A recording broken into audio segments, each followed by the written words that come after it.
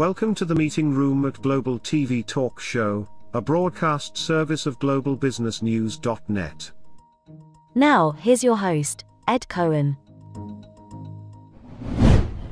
This is Ed. Today, coming from Phoenix, Scottsdale area, and our special guest today is Nick Martin, Enterprise Account Executive for the U.S. West Coast and Australia and New Zealand. Nick Martin is based in Marin, just north of city of San Francisco, but he's originally from Australia. Hi, Nick. Ed, how are you today?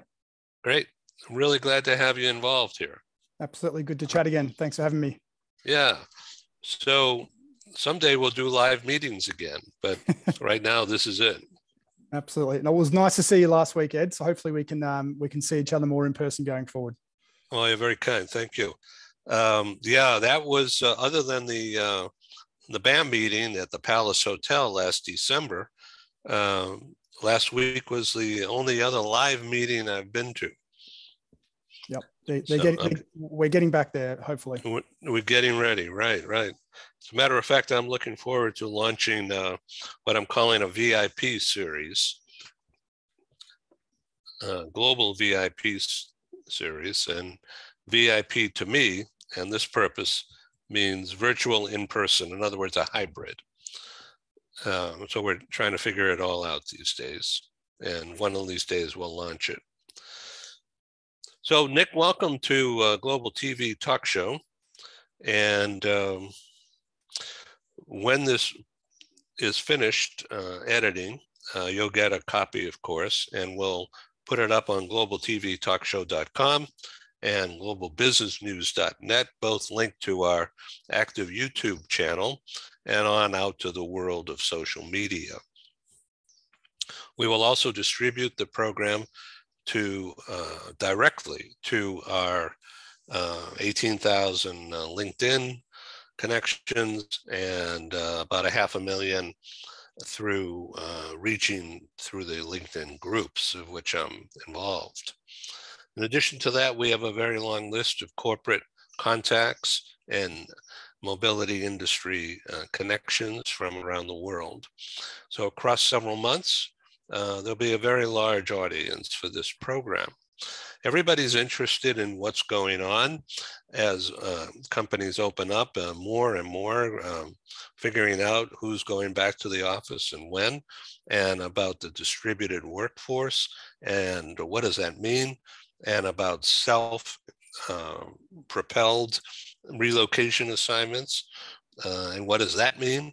And all about control and mechanisms of management. And that's where you come in, you and Topia. So first of all, am I pronouncing Topia correctly? Topia, yeah. So it's derived from the Greek word topos, which means place. Isn't that cool? Yeah. And so this is, but place actually means in this regard, mobile places, right? Because Correct. People are on the move like yourself from Australia to California. Okay, so let's talk a little bit about Topia. This is a technology company, right? Mm-hmm. Yeah, so we're a talent mobility platform.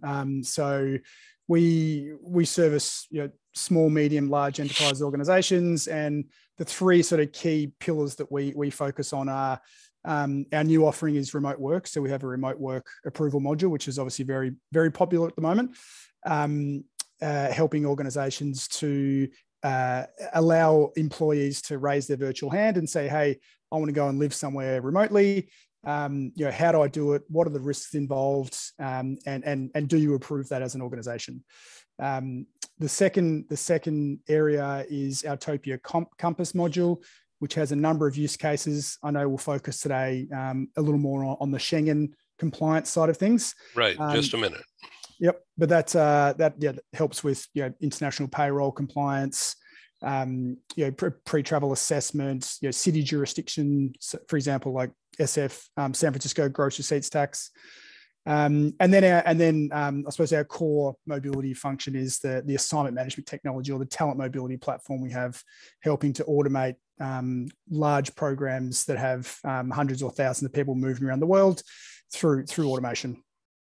So who are your main competitors? It sounds like you're competitive to everybody else, but I don't think that's the case, is it? Yeah. So in respect to the last area that I mentioned, which is our sort of a traditional sort of assignment management platform, Equus is a major player in that space. Benevo have made a play in that recently. They're quite new to that space, but they're making a play in that space. And then some of the big four have sort of dabbled in and out of technology in that space, like KPMG with Link. Deloitte did have an offering in there called Deloitte Global Advantage, which has been sunsetted. So yeah, in that space, there's not a lot of players. The Topia Compass world, there are more players. So most of the big four have solutions. We also come up against sort of smaller companies like Taxbird. There's a number of sort of smaller organizations that have different offerings. Yeah, and then remote work is very new, Ed. So the competition is either just starting or hasn't started yet, but it's a new offering from us as well. So on the remote work angle, it's really a confusing game, and maybe you could shed some light on it, because we want to leverage that conversation immediately into the European Schengen. Okay, so on remote work, like for instance, I'm right now for a couple of days working out of this condo in Phoenix area. Mm-hmm. That's remote, but others are in Aruba or in Hawaii or someplace else. And so how much tax problem is there? Yeah, there's a problem, but is it a lot of money? I mean, it's just me. Well, first of all, it'd be nice to be in Aruba or Hawaii, I must admit, Ed. But yeah, I mean, look, obviously US, particularly if we just talk about US domestic, as you know, states have different tax thresholds when it comes to working in different states across the US. So, there's 8 states that don't have any state tax, and there are some states like California, New York that have quite high, 12, 13%. And then the rest fall somewhere in between. And they all have thresholds depending on that state. The majority are around the 14 days. And if you spend more than 14 days working in that state and it's not your home domicile state, well, your organization is legally obligated to withhold taxes in that state. And therefore you need to file a tax return, not only in your home state, but also that state where you've tripped a threshold. So staying on top of that manually is difficult. So it's a time thing, not a dollar amount. Yeah. So it's every state has a day tax. There are some nuances in some other states, but I think just for the purposes of the conversation, not going too deep today, Ed, yeah, if you think of it as a number of days or a duration that someone spends in that non-domiciled state. This episode from the meeting room of Global TV Talk Show is brought to you by Porchlight Rental and Destination Services. Reduce your renter lump sum or managed relocation costs. Visit them at porchlightrental.com. And by heirs.com. With our full range of services, we can help design and manage your international relocation. Find us at heirs.com. Primestone Partners, featuring corporate, government, and developer housing solutions, as well as senior-level advisory services. Find them at primestonepartners.com. Stop dreaming and start living overseas. International lifestyle consultant Emily Braun can help you seamlessly transition to your new life in your dream destination. Whether you are a retiree, a digital nomad, or a mobile executive, Emily Braun can make your transition overseas a success. Visit emilybraun.com. Coutalis is a global group with a worldwide footprint. With 16 agencies in 10 countries, Coutalis offers companies and mobile professionals a unique combination of HR services and options. Find us at coutalis.com. Take your communication skills to the next level. Barbara Bolt of Bolt Global has a passion to make you shine. As our globe expands, effective intercultural communication and presentation is a must. Visit boltglobal.com. Okay, let's talk about Europe. Schengen is that EU or is there an overlap? Yeah, so Schengen. Schengen is actually Schengen is a town in Luxembourg, and in 1985, the European nations got together and thought there's got to be an easy way for our citizens to cross each other's borders. So they came up with a sort of a raft of different, ideas to help these citizens, 420 million of them now, to be able to move between the different Schengen states. So if you think of it, it's really sort of the EU. So there's 22 member states, and there's 4 member states that are obliged to join at some stage in the future. So that's the sort of the Schengen zone, if you think of it as mainly sort of the mainland Europe, really. So is this a tax situation or just a control? It's a tax situation, right? Well, it's more to allow freedom of movement for their citizens without being stopped at border controls and having to show a passport to go through. It's really trying to allow it. So you have a Schengen visa. So you would have a Schengen visa if you live in one of those 26 member states. And therefore you don't need to take your passport. And it's a bit like there's an Australian and New Zealand agreement. Yeah, you don't. But this is obviously for the 26 member states in Europe. Okay, so now is it computer controlled? Is there the Big Brother watching? There is a database, absolutely. I've been hearing and doing some reading, and if you spend one day over the threshold, which we'll get to in a minute, bells ring. Bells. They know about it. So yes, there's a database, a central database. Great. I'm just going to look at some notes here, and what is the best? I'm going to read this. What is the best way for organizations to ensure their employees stay compliant? Well, first of all, I might just give you an understanding, Ed, as to sort of the Schengen threshold and how that works, and then I can answer that. So, the Schengen Agreement, which was set up in '85 and came really into action in '95, it allows non-Schengen zone or non-EU citizens to enter their region for a maximum of 90 days in a rolling 180-day period. Without having to get another visa or citizenship or whatever it may be. So once a citizen or an individual spends more than 90 days in a rolling 180-day period, and they don't have legal rights to stay there longer than that, that's where the complications arise. You can be deported, there can be fines, you can even be banned from coming back into a particular country or even the EU zone in general. So first of all, it's establishing how long someone is spending in that time over removing a rolling 180-day period. Now, this is any day, Ed. So this is if someone goes for holidays to France and they spend 4 weeks there, those 4 weeks count. If they go for work into any of those 26 member states, they count. Weekends, if they just go for a weekend, that counts. Personal days. So any days that the individual spends there counts towards that threshold. Is it consecutive or within a certain time frame it all adds up to? So it's within a rolling 180-day period. Now, the 22 member states, that's an accumulation of the 90 days. So you might spend 10 days in France, 10 days in Italy, and then 10 days in Austria. That counts as 30 days towards your 90 days. Now, there are the other four member states who aren't yet sort of officially a part of it, but do need to be, but will be a part of the Schengen zone. Now, they have their own individual 90-day quotas. So off the top of my head, I think it's Romania, Bulgaria, Croatia, and Cyprus. And they have their own individual rolling 90 days in a rolling 180-day threshold. So let me ask you a question about me as an American.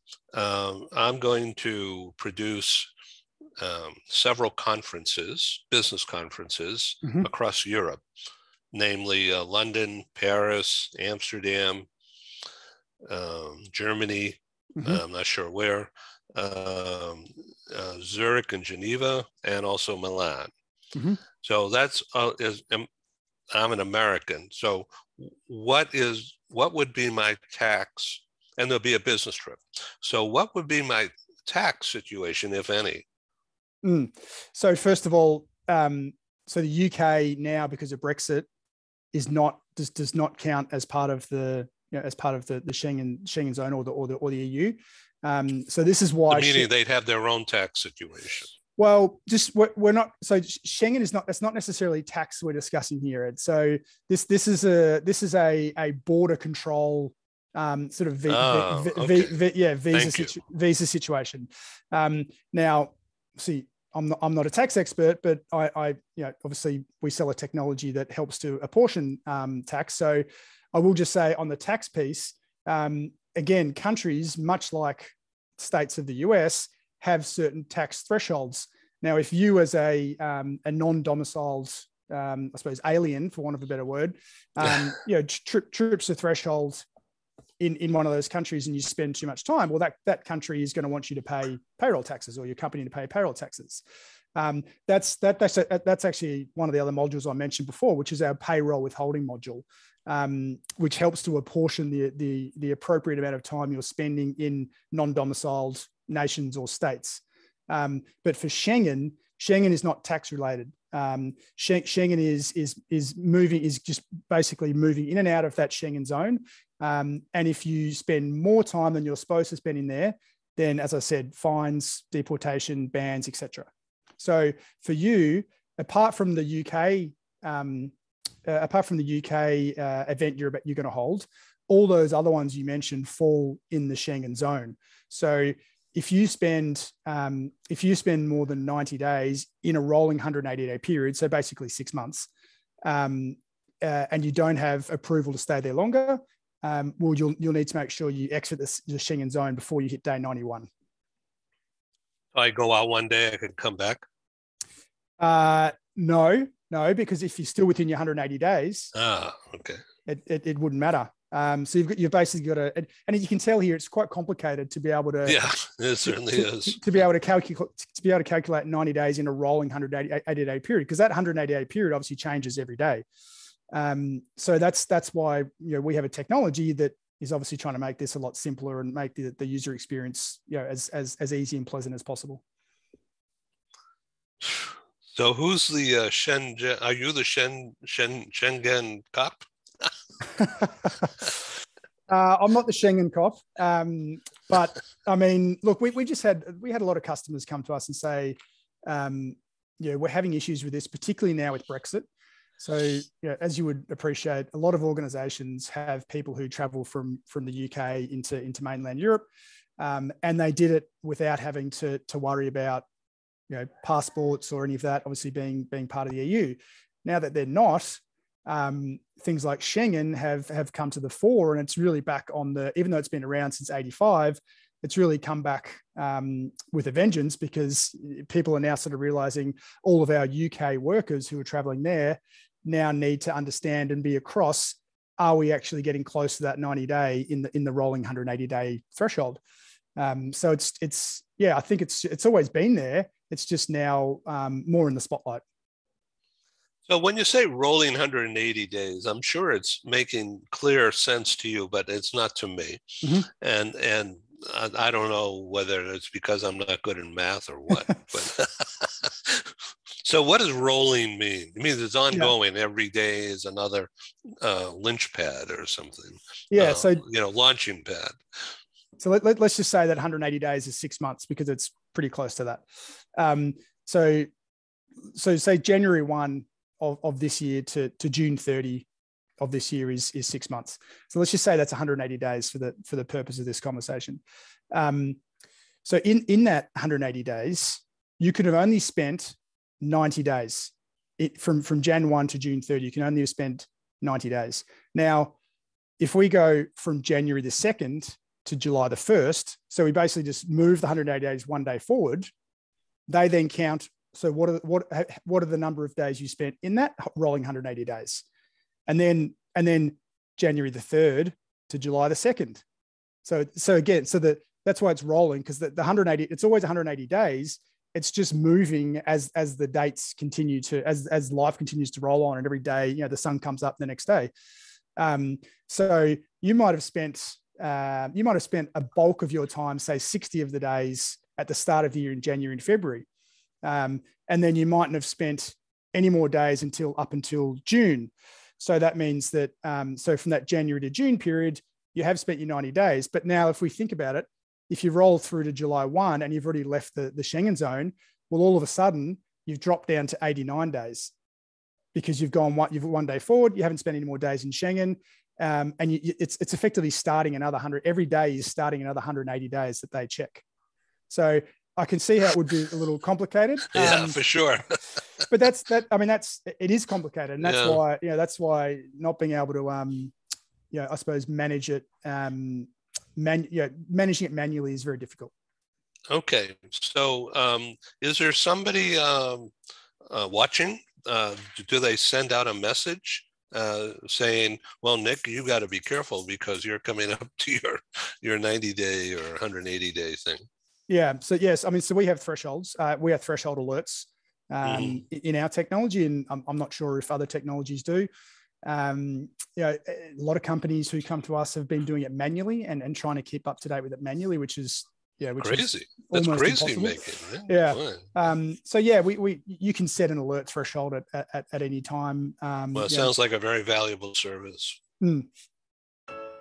We are pleased to welcome Adamo Education as a proud sponsor of Global TV Talk Show. The concept of a microschool is the reimagining of the one-room schoolhouse. My name is Tamara Becker. I'm the president and CEO of Adamo Education. The microschool concept really does not just lend itself to the personalization and the customization of learning, but also the social development and fostering that sense of love for learning. Unlike what we see in traditional brick and mortar schools, we have multiple grade levels in the same learning space. Students can be enriched by the socialization that they get, as well as the academic support from peers. What differentiates Adamo is the fact that we are taking the best pieces of brick and mortar, of digital, and then at-home learning. Students here can come 5 days a week. They can come 4 hours a day. It will really just depend on what is best for the student and for the parent. To enroll, just reach out via phone, text, or email, and we'll have that personalized conversation, and we'll be able to get you all set. Check us out at adamoeducation.org. Become a global player in your field. Cross Culture to Go provides virtual support for your global business and career success. We can help you thrive in 140 plus countries and markets. On the web at crossculturetogo.com. Okay, so from that regard, it's hands-on technical advice in the world of global mobility management. And if this gets out of hand, this could be a real pain in the neck, never mind expensive. Yeah, you don't want, particularly if it's a high profile individual in your organization, like the CEO or CFO or whoever, you don't want them in the press saying that they've been deported from Italy or wherever because of this idea. Is crazy. Exactly. So not only is it a potential PR nightmare, there's fines involved. That again, if it's an important a VIP, they mightn't be able to get back into that country and conduct business. And I will just state as well, Ed, that each country tends to react to this differently in terms of their sanctions. So certain countries are more stringent and enforce the law more, and the sanctions can be harsher than some others. So that's potluck, depending on where you exceed your limit and whether you're deported or banned or fined, or sometimes you might have extenuating circumstances and nothing happens. Well, Nick and Martin, thanks very much for being my guest on this brief but really deep dive into this technical aspect of global mobility management. And I welcome you to come back and do it again. Absolutely. Love to. Thanks, Ed. Appreciate the time. Great. Thank you. Cheers. Bye-bye now. Bye. Thank you. This is Ed in Phoenix signing off. And that was Nick in Marin County, just north of San Francisco. Bye-bye. Thank you for joining us in the meeting room at Global TV Talk Show. Have a wonderful day. and stay safe.